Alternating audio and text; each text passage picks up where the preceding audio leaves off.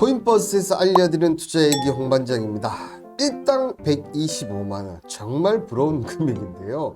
우리가 다 아시는 포항제철의 긴급 구인 공고입니다. 왜 이렇게 높은 일당을 줘야만 하는지, 그리고 이 사태가 최악으로 가면 우리나라에 어떤 영향을 미칠지, 역대급 재앙에서 투자는 쉬어야 할까요? 그건 절대로 정답이 아니죠. 위기 뒤에 찬스가 온다는 것처럼 이번에도 분명 기회가 오는 것들이 시장에서는 나타나고 있습니다. 그 찬스를 저와 함께 잡으실 분은 먼저 구독과 알람 설정까지 지금 바로 눌러주시면 더 빨리 달려가겠습니다. 올해는 비 피해가 정말 심각했습니다. 특히 명절 전에 상륙한 태풍 한남노로 인한 집중호우로 포항에서 안타까운 소식을 접하였는데요. 포항하면 생각나는 곳이 또 하나 있을 겁니다. 바로 포항제철. 이 포항제철에서 일당 125만원이라는 긴급 조치가 나왔는데요. 열흘만 일해도 세전으로 1250만원, 정말 후들후들한 금액인데 왜 이렇게까지 해야만 하는 걸까요?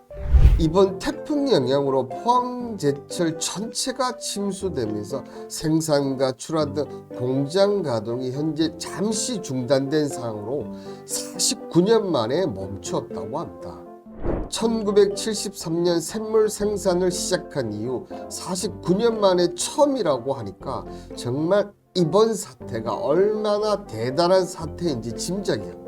근데 이게 시간을 두고 빼면 좋은데요. 이론적으로 7일이 지나면 균일이 시작되어 다시 재가동을 하려면 3개월 이상 걸린다고 합니다. 이런 일이 발생을 하면 운영 중단으로 하루 최소 400억 매출 손실이 발생을 한다고 하니 참, 2분기 영업이 2조임을 감안한다면 한 달이면 1조 2천억, 세 달이면 3조 6천억의 손실이 발생합니다. 정말 포스코 입장에서 보면 핵폭탄급 악재입니다. 그런데 말입니다. 이게 포스코에서만 해당이 된다면 다행이지만 파급 효과가 상당합니다.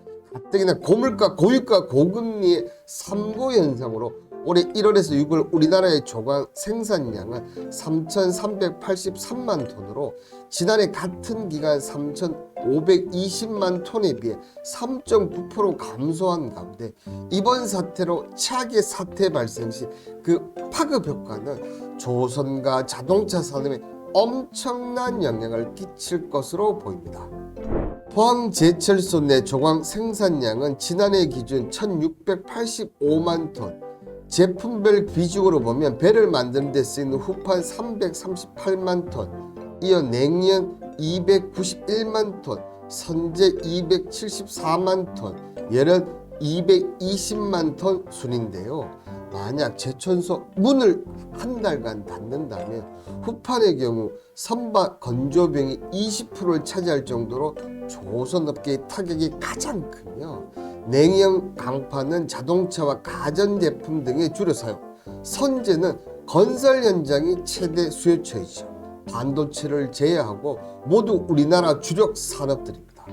물론 후판의 경우에도 포항제철소를 비롯해서 강양제철소 외 두 곳에서 만들고 있으며, 열연 및 냉형 경우에도 현대제철을 비롯해 동국제강 등에서 만들어내고 있지만 그 비중은 포항제철소에 비해서는 턱없이 떨어지는 바, 만약 최악의 사태로 발전을 한다면 현재 글로벌 물류 대란으로 인해 원자재 수급이 원활하지 않은 가운데 수출에도 차질을 빚을 가능성이 상당히 높다고 보입니다. 매달 1일에 발표되는 한국 수출액 차트를 보시면 감소 추세가 보이실 겁니다. 여기에 관세청은 올해 9월 1일에서 10일 수출액이 162억 4,600만 달러로 지난해 같은 기간보다 16.6% 감소했다고 13일 밝혔습니다. 전체 수출액이 감소하고 있는 가운데 주요 품목별 수출액 1위에서 3위를 보면 선박, 철강, 가전제품이 순으로 가장 많이 감소한 것으로 나타났습니다. 우리나라의 가장 주력 상품군들인데요. 여기서 만약 고로 중단 사태가 계속 이어진다면 수출의 타격의 폭은 더 커질 수밖에 없을 것이다. 그렇다면 수출 전선에 이상이 생기면서 그 여파는 주식시장에 고스란히 이어질 것입니다.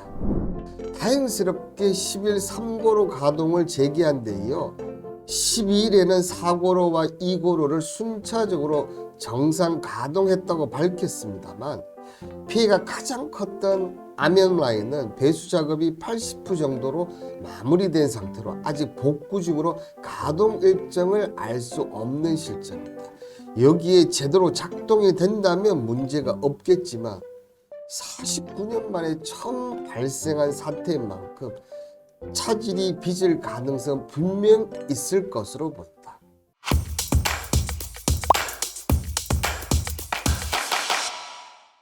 그럼 주식시장의 반응은 어떨까요? 전일 주식시장이 크게 반등을 하는 가운데 철강 관련 종목들의 상승폭이 크게 다른데요. 특히나 고로 재가동 기사가 나왔다면 포스코의 반등이 가장 크게 나와야 하지만 오히려 순서는 동국제강, 현대제철, 포스코 홀딩스 순으로 나타났다는 것은 아직까지는 정상적이지 않다는 것을 보여주는 대목이 아닌가 보십니다. 이걸 학습 효과라고 하죠. 대만 지진 발생 시 단기적으로 삼성전자와 SK하이닉스가 급등을 하는 것처럼 말이죠. 그럼 이번 사태가 계속 이어진다면 동국제강과 현대제철 같은 종목은 수혜를 입어 계속 상승을 할 것이며 반대로 포스코 홀딩스는 두 종목에 비해서는 상승폭이 작을 수밖에 없거나 최악의 경우는 급락을 할 겁니다. 또 이런 학습 효과도 있습니다. 코로나 팬데믹 상황으로 주식시장이 폭락을 했는데요. 이것은 하루폭으로 진짜 그때 세상이 종말이 오는 것처럼 국내 주식시장도 한 달 만에 마이너스 40% 내렸으니 그 공포감은 말로 표현하기 힘들었죠. 그런데 그런 인위적인 하락 이후 시장이 어떻게 됐습니까? 공포감을 이겨낸 투자자와 못 버틴 투자자들의 차이가 이렇게 납니다. 이렇게 크게 납니다. 홍반장이 내리는 결론. 이번 사태로 보면 포항제철소가 입을 최대 피해는 3조 6천억 정도. 근데 포스코홀딩스 반토막, 현대차, 현대중공 30% 하락. 이 회사 없어집니까? 아니면 주가 수준이 고점인가요? 위의 학습 효과를 기억하면 지금은 어떤 상태인지 아실 겁니다. 마지막으로 한마디 하면 제발 더 내려와 달라고 빌어야 하는 구간이다. 오늘은 일당 125만원의 포항제철소 편 어떠셨나요? 남들과 똑같은 방법으로는 절대로 돈을 벌 수가 없습니다. 올바른 역발상 꼭 기억하세요. 항상 올바른 투자를 위해서 달려가는 코인버스, 지금까지 코인버스에서 홍반장이었습니다. 풍성한 댓글을 저를 춤추게 만듭니다. 감사합니다.